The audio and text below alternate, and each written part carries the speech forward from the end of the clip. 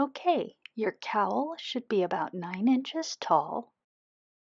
And in this round, we're going to work 9 decreases all the way around. To do that, we'll knit 8 stitches and then knit the 9th and 10th stitches together as if they're one stitch.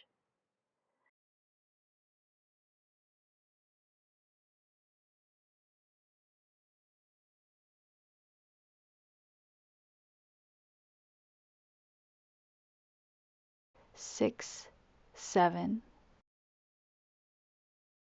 8. And then for the 9th stitch, normally we would just knit it like this.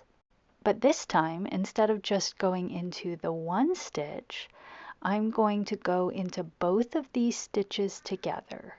So I just poke my needle into both stitches and then work them as if they're one stitch.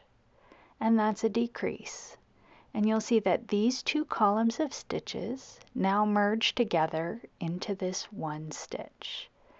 And that will make the cowl narrower at the top, so where it sits higher on my neck. Now let's do that again. We're going to knit those first 8 stitches again.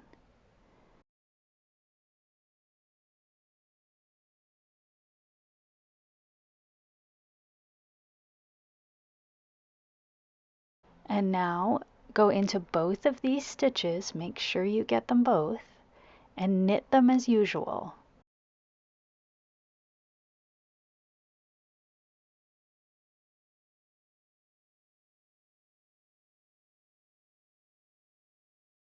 And when you get to the end,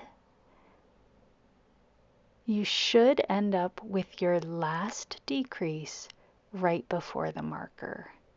And if you don't worry about it. If you have too few stitches, just skip that last decrease.